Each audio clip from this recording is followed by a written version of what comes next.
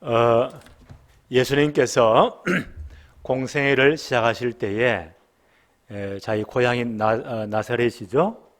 거기에 회당에 들어가셨어요. 그 회당장이 이제 구약 성경을 내밀었죠. 이사야서를 펴서 자신의 사역에 관해서 있는 부분을 찾아서 낭독을 하십니다.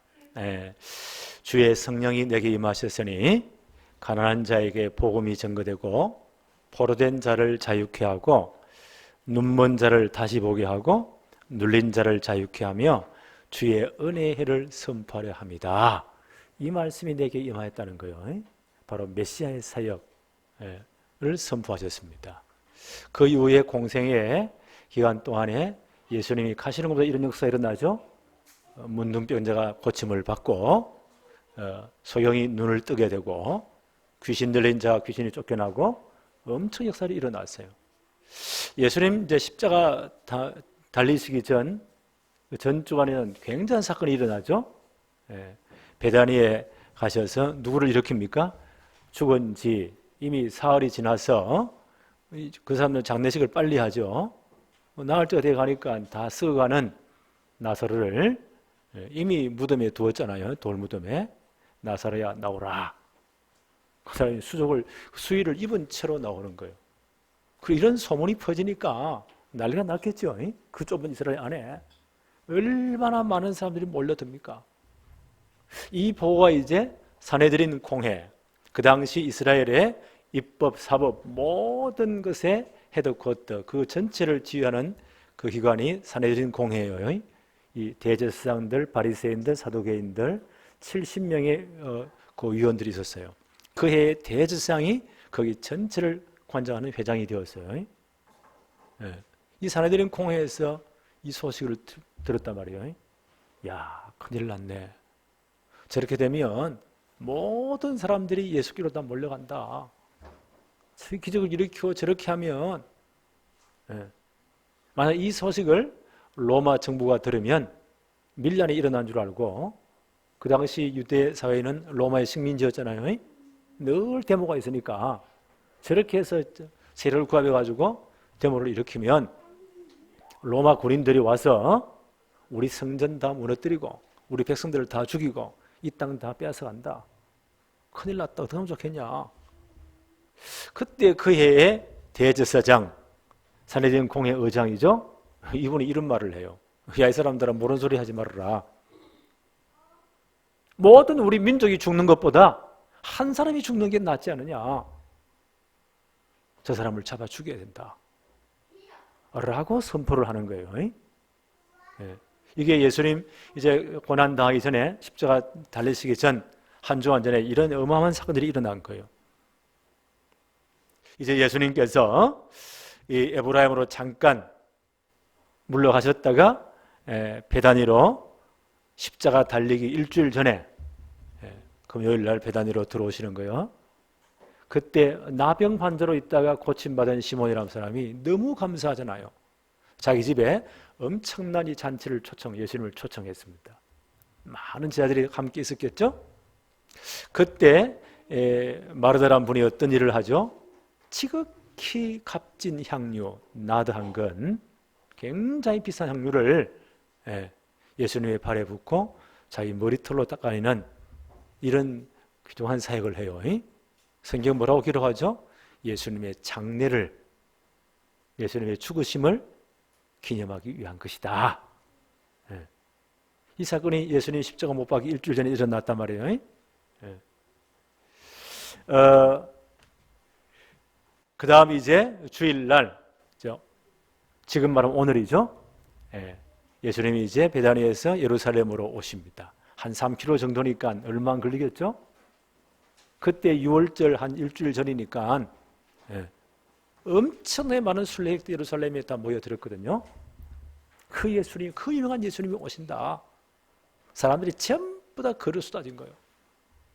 원래 왕이 오거나 큰 개선 장군이 올 때는요, 이 팜추리 알죠? 종려나무 가지를 들고 자기 옷을 깔고 이래가지고 왕을 맞이하고 개선 장군을 맞이하거든요. 이 사람들이 보세요. 그 종려나무 가지를 다 들고 와서 호산나 찬송하리로다. 주의 이름으로 오시는 이여. 사람들이 이렇게 예수님을 환영합니다. 예수님 어린 나귀를 타시고 예루살렘 입성하시죠. 바로 오늘이에요. 그래서 종려주일, 종려나무 가지를 가지고 환영하며 흔들고 환영했다라고 해서 종려주일이라고 해요. 예. 그리고 그 다음에 이제 월요일 날 예수님이 성전에 가셔서 엉망진창이니까 성전을 청소하셨어요. 예. 그 다음 날 이제 화요일 날이죠. 이 가룟 유다에게 사단이 역사하니까 지금 사내전 공회는 예수를 언제 어떻게 죽일까 희한한 일이 연구하는 중이에요. 예. 그러니까 가룟 유다 요텀을 타서 사단이 딱 시험하니까요. 이 양반은 돈밖에 관심이 없잖아요.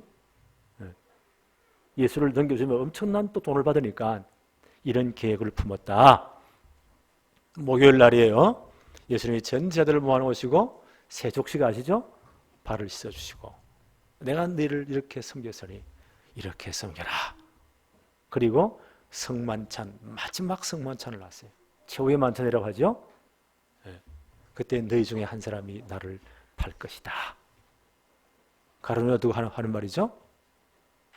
가룟 유다가 이제 밖을 나가서 이 예수님 어떻게 죽일까 공모하던 고사내된 공의원에 예수님이 있는 장소를 내가 안내하겠다고. 예수님이 성만찬 이후에 이제 겟세마네 동산에 올라가시잖아요. 피가 땀이 도록 기도하십니다. 그 기도 다 마치자 보세요. 가룟 유다의 인도로 성전 지키던 군인들, 로마 군인들이 엄청난 죄인을 잡을 것처럼 완전 무장을 다해가지고 예수님을 체포하러 옵니다. 예수님 체포되시죠? 그날 밤 밤새도록 금요일 새벽이에요. 대제사장 가야바 뜰에서 고통을 당하시고 신문을 당하시고 채찍질을 당하시고 완전 불법 재판으로 십자가형이 선고됩니다. 그리고 금요일 날 십자가 지세요. 그리고 오후에 운명하십니다. 그리고 무덤에 장사 지낸바 되어서요. 그리고 사흘째 되는 날 주일날, 다음 주일날 우리 부활주일이죠. 새벽에 주님이 부활하셨습니다. 왜요? 이분이 그리스도란 증거로 십자가에서 모든 문제를 다 끝내시고 이분이 그리스도란 증거로 사람을 부활하신 겁니다.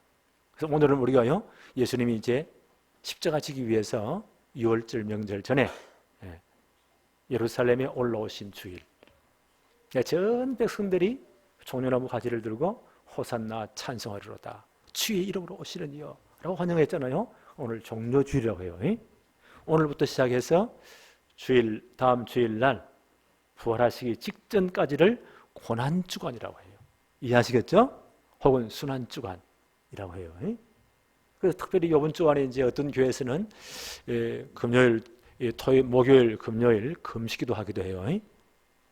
그날 주님이 마지막 성만찬을 베푸시고 체포되었잖아요. 그리고 금요일날 십자가 지셨잖아요. 그렇게 지키고 하는 것이 고난주간 혹은 순환주간입니다. 예수님 공생의 초창기에 요한이 이런 선포를 해요. 요한이 먼저 선자로 와가지고 메시아 오심의 길을 예비했잖아요. 요단강에서 세례를 줬어요. 그때 예수님이 제자들과 함께 거기에 나가십니다. 그때 세례 요한이 중요한 말씀을 하십니다. 뭐라고 말씀합니까? 오늘 요한복음 1장 29절에 이튿날 요한이 예수께서 자기에게 나오심을 보고 이르되 보라 세상 죄를 지고 가는 하나님의 어린 양이로다. 세례 요한의 증언이에요. 저분이 세상 모든 죄를 지고 가실 하나님의 어린 양이라고 증언합니다. 그 세상 죄를 지고 하나님의 어린 양으로 주님이 이제 십자가 지셨거든요. 그걸 미리 선포하는 거예요. 계속 한번 볼까요? 요한복음 1장 30절 31절 내가 전에 말하기를 내 뒤에 오는 사람이 있는데 나보다 앞선 것은 그가 나보다 먼저 계심이라 한 것이 이 사람을 가리킴이라. 나도 그를 알지 못하였으나 내가 와서 물로 세례를 베푸는 것은 그를 이스라엘에 나타내려 함이라 하니라. 내가 먼저 너에게 회개의 세례를 전파하는 것은 바로 예수 그리스도가 오실 것이라는 것을 선포하기 위함이다.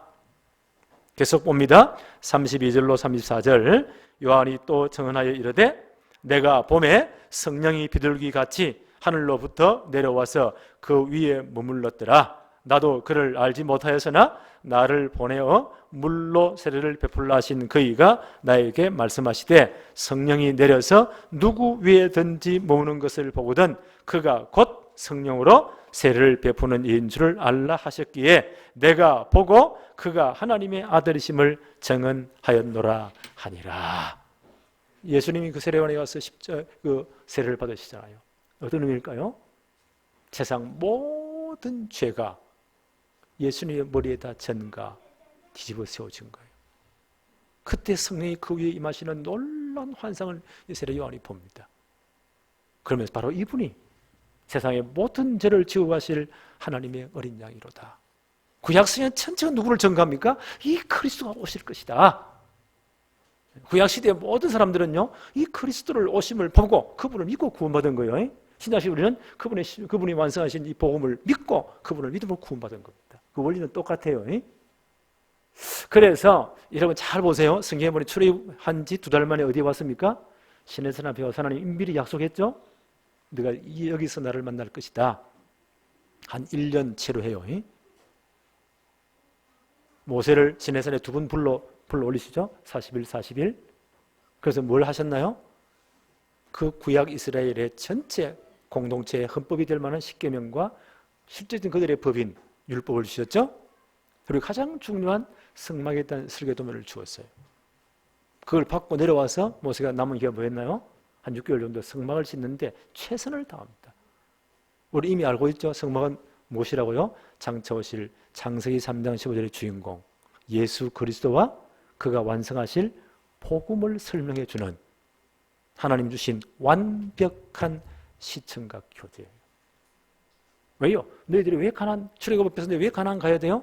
바로 창세기 3장 15절 주인공 그리스도를 기다리기 위해서.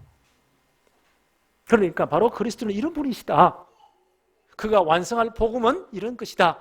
라고 설명하는 것이 성막이에요. 가나안 들어와서는 이제는 더 이제 이동할 필요가 없죠? 고정식이 성전이에요. 똑같은 개념이에요.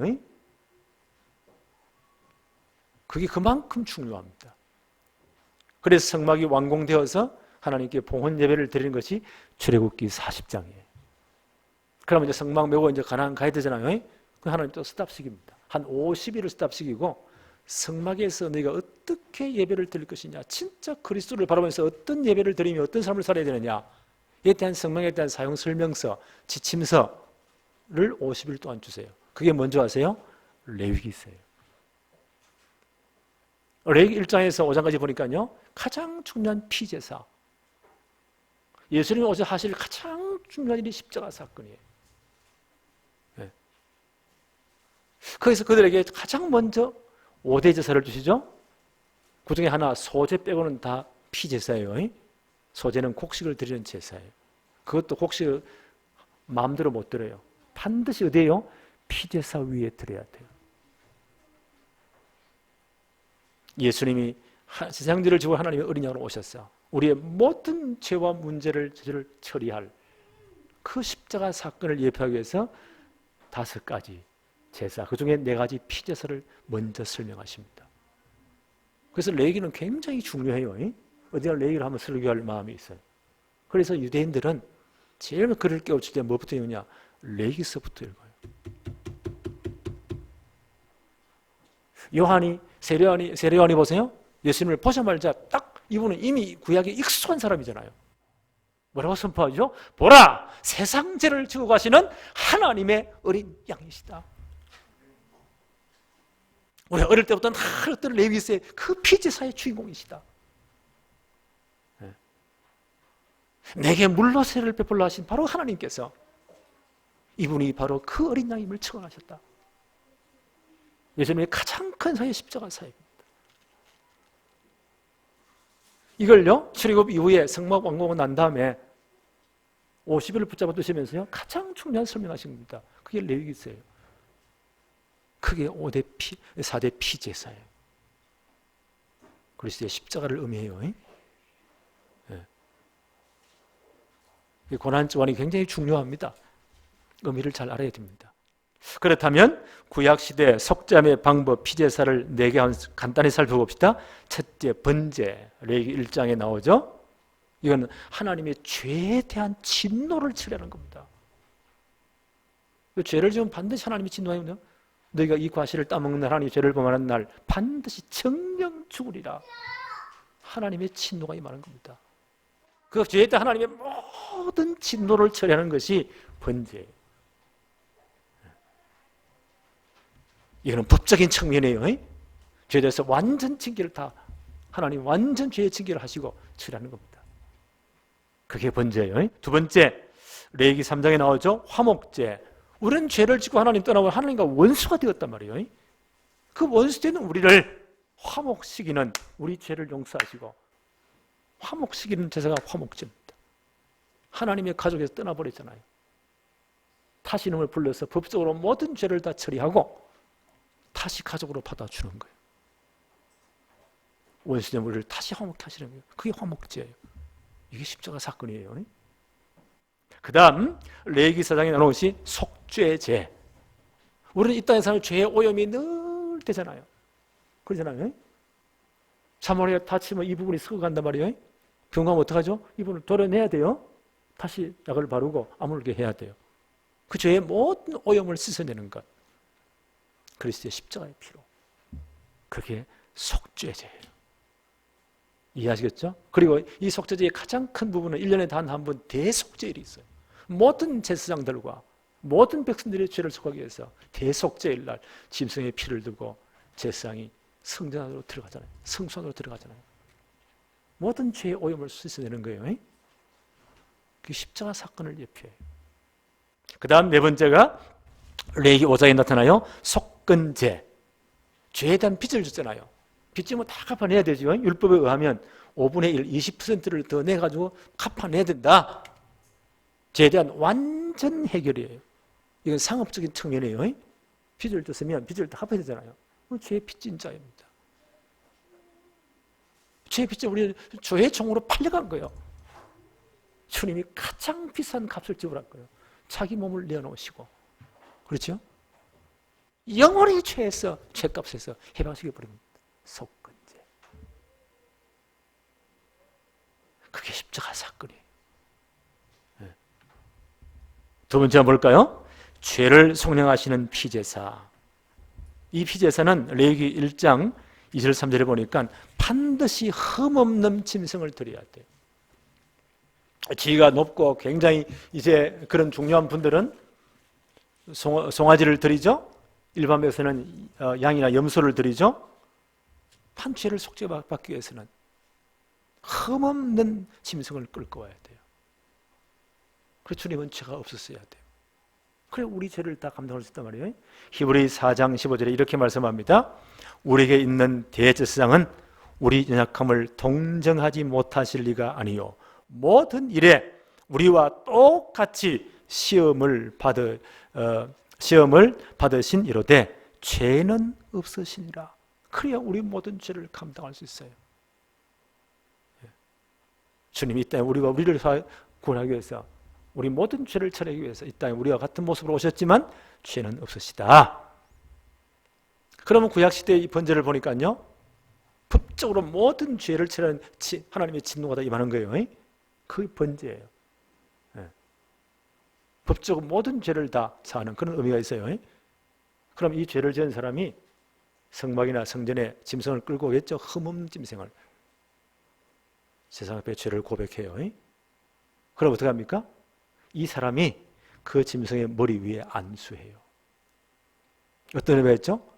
이 사람의 모든 죄가 흠없는 짐승에게 전가, 어려운 말이죠. 뒤집어 세워진 거예요. 그게 전가예요. 오늘 이런 구약 제사들을 너무 잘 알고 있는 세례 요한이 예수님을 보자마자 선포한 겁니다. 요한복음 1장 29절 아까 읽었죠? 보라 세상 죄를 지고 가시는 하나님의 어린 양이로다. 세례 요한이 세례를 줬죠. 어떤 의미가 있고요? 예수님이 세례를 줬잖아요. 세상의 모든 죄를 흠없으신 이분에게 다 뒤집어 세워진 겁니다. 안수한 겁니다.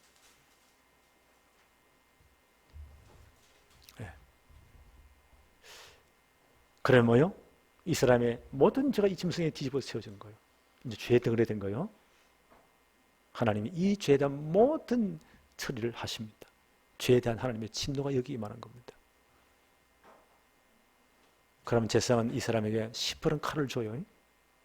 이 사람이 하나님 보는 그 앞에서 짐승을 죽여야 돼요. 피 흘려 죽어야 돼요. 이거는 번제, 죄 사함, 하나님의 진노가 임하는 죽음이에요. 그 일반 짐승을 도살하는 것, 그런 게 아니에요. 그 일반 사람, 식용으로 먹기 위해 도살하는 건 다른 방법이에요. 이건 뭐예요? 번제를 드리기 위해서 죄사함 받기 위해서 이 짐승을 죽이는 것은 죄의 덩어리를 죽이는 겁니다. 죄에 대한 하나님의 심판이 임하는 거예요. 진노가 임하는 거예요. 이 사람이 도살 전문가가 아니잖아요. 전문가들이 하나 한번 목을 딱 치면 죽지만 칼을 들고 이 목을 내리칩니다. 짐승을 묶고 나는데 그게 금방 죽을까요? 자료에 보니까 10분, 어때 15분, 20분 정도 걸린대요. 그럼 목을 막 내리치겠죠? 목이 한 방에 딱 끝날까요? 아닙니다. 짐승이 막 튀겠죠? 파고등 치겠죠? 그 온 머리 내어이면 근데 칼이 내리꽂히는 거예요. 피 범벅이 됩니다. 끔찍한 사건이에요. 하나님이 이렇게 잔인합니까? 동물 예고대로 올 때는 하나님 저렇게 잔인한 신이냐? 죽이는 방법이 이건 뭐예요? 어떤 죽음이죠? 그 죄에 대한 하나님의 진노가 임하는 겁니다. 그 죄가 죽는 거예요. 피가 낭자할 겁니다.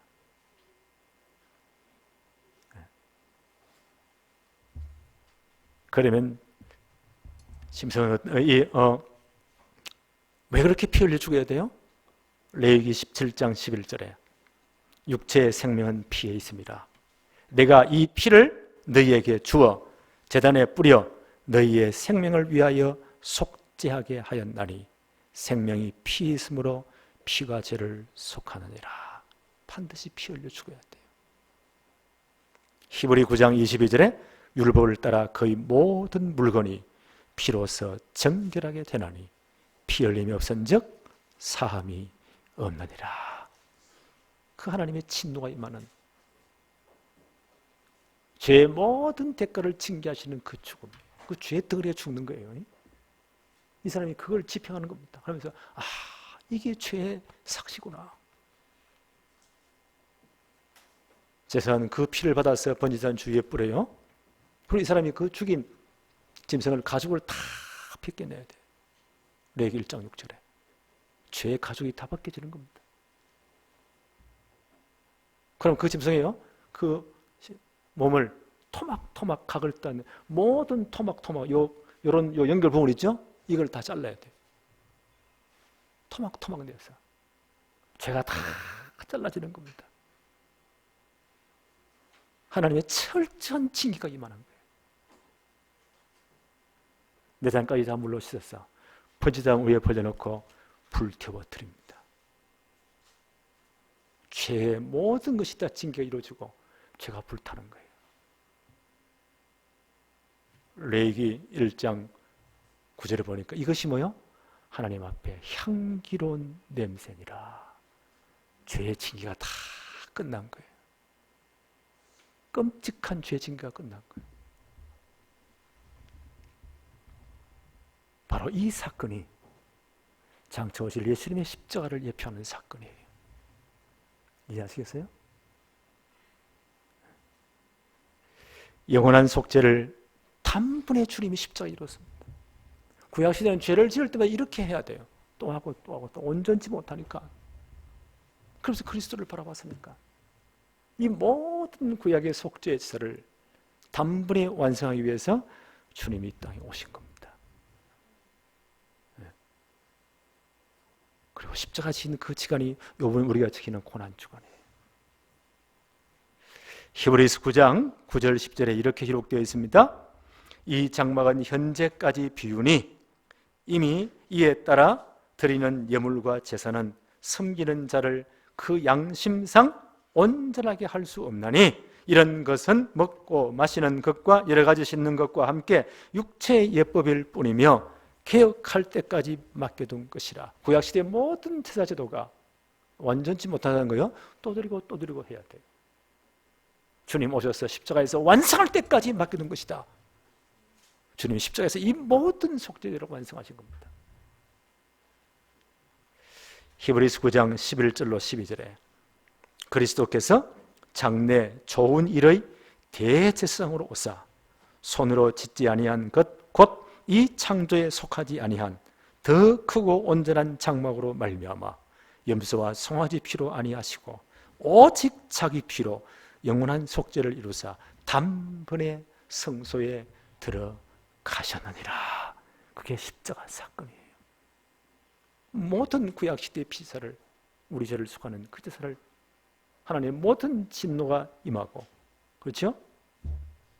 원수된 우리를 화목해 만들고 죄의 모든 오염을 다 씻어내고 우리의 모든 죄의 대가를 비친 빚을 다 갚으시는 그 사건이 십자가에서 단번에 이루어졌답니다.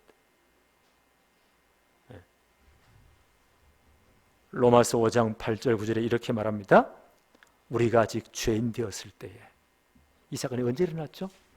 우리가 아직 죄인 되었을, 우리는 불신한 12의 상태 그대로 망해갈 그때에, 죄인 되었을 때에 그리스도께서 우리를 위하여 죽으심으로 하나님께서 우리에 대한 자기의 사랑을 확정하셨느니라. 놀랍잖아. 이게 하나님의 사랑이에요. 우리를 먼저 사랑하신 거예요. 그 아들을 내놓으신 거예요. 구약시대에 보여준 그 모든 속죄제를 완성하기 위해서 주님이 땅에 보내신 겁니다. 우리 대신 죽인 겁니다. 그래서 오늘 요한이 뭐라고 말해요? 보라, 세상 죄를 지고 가는 하나님의 어린 양이다. 그러면 이제 우리가 그의 피로 말미암아, 그렇죠? 주님 우리 대신 십자가에 죽으시는 그 피로 말미암아 어렵다 하심을 받았으니 더욱 그로 말미암아 진노하심에서 구원을 받을 것이다. 하나님의 모든 죄의 징계가 주님에 다 임한 겁니다. 그래서 우리 죄가 끝난 거예요. 그렇게 우리가 어렵게 된 겁니다. 히브리서 9장 14절에 이렇게 말합니다. 하물며 영원하신 성령으로 말미암아 흠없는 자기를 하나님께 드린 그리스도의 피가 어찌 너희 양심을 죽을 행실에서 깨끗하게 하고 살아계신 하나님을 섬기게 하지 못하겠느냐. 주님 피로서 이 모든 걸 다 끝냈습니다.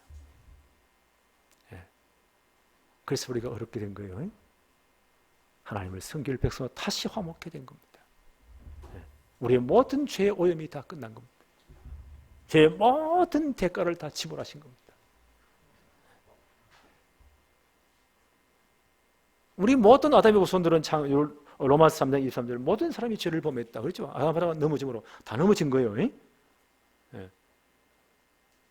로마서 5장 12절에 바울이 이렇게 말했잖아요. 그러므로 한 사람으로 말미암아 죄가 세상에 들어오고 죄로 말미암아 사망이 들어왔나니 이와 같이 모든 사람이 죄를 지었으므로 사망이 모든 사람에게 이르렀느니라. 아담 하나 때문에 우리 모두가 다 넘어진 거예요. 예. 만약에 구약의 율법대로 하나님이 표준을 낸다면 전부 다 죽여야 돼요. 바울은 이렇게 설명합니다. 로마서 3장 25절에 이렇게 설명해요. 이 예수를 하나님이 그의 피로서 믿음으로 말미암는 화목제물로 세우셨으니 이는 하나님께서 길이 참으시는 중에 전에 지은 죄를 간과하심으로 자기의 의로우심을 나타내었다. 무슨 말입니까? 네. 그리스도를 화목제물로 세우셨는데 미리 지은 모든 죄를 창조부터 예수님 사건까지 십자가 사건의 재림 그날까지 우리 모든 택함자들의 죄를 보고도 모른 척 간과 넘어가셨다는 거예요. 하나님이 죄를 다 우리 전부 다를 죽여야 돼요.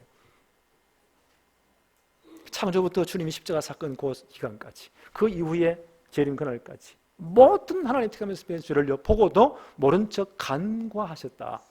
넘어가셨다는 거예요. 그리고 이 모든 죄를 누구에게 물어버립니까? 그리스도의 천가 뒤집어 세운 겁니다. 십자가는 이 사건이에요. 그 모든 죄를 주님이 대신 뒤집어 쓰시고, 그게 안수에 뒤집어 쓰였잖아요.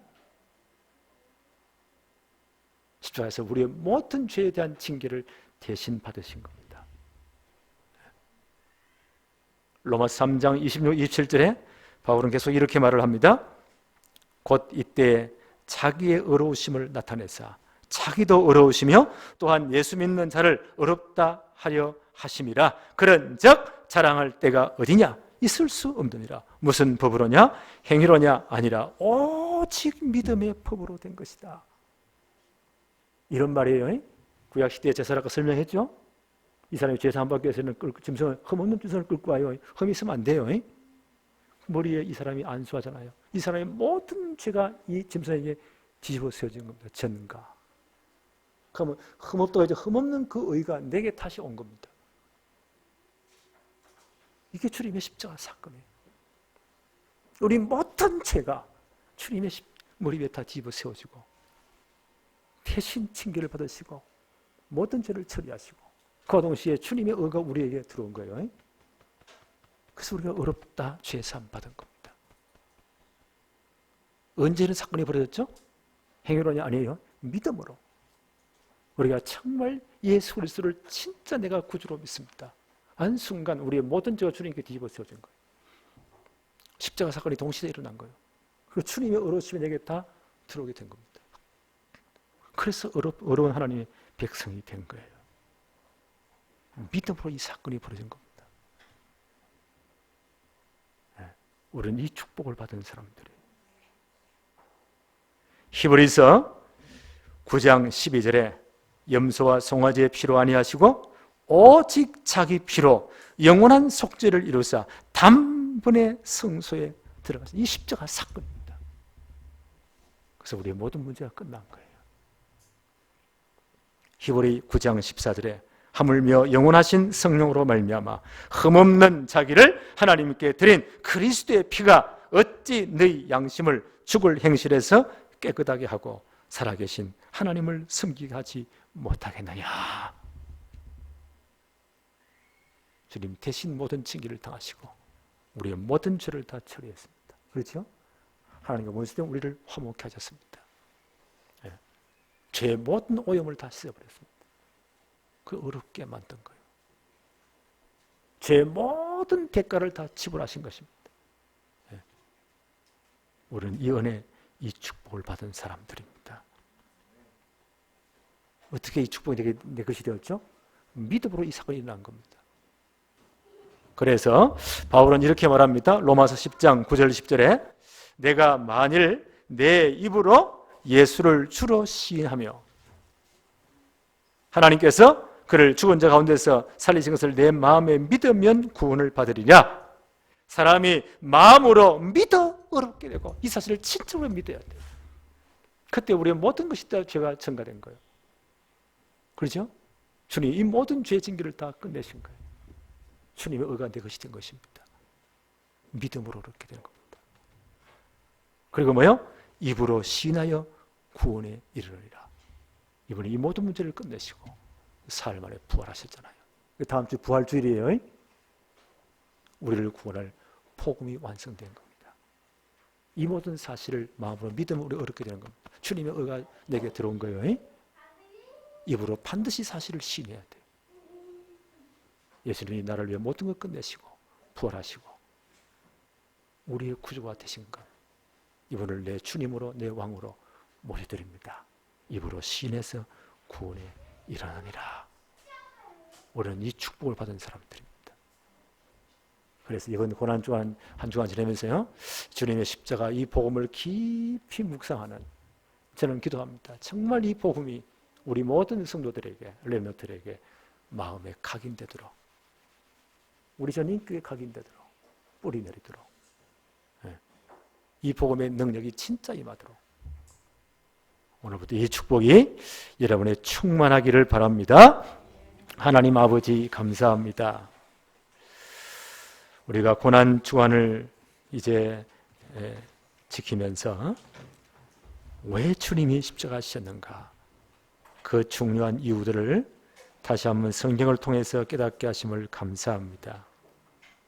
그리고 우리의 구원이 얼마나 큰 것인가를 다시 한번 깨닫게 하심도 감사합니다. 이 모든 것이 하나님의 사랑임을 깨닫게 함을 너무 감사합니다. 우리가 이 축복을 받은 자로서 이 땅 위에 남은 생에 이 복음의 증인 되도록 축복해 주옵소서. 예수님의 이름으로 기도합니다. 아멘.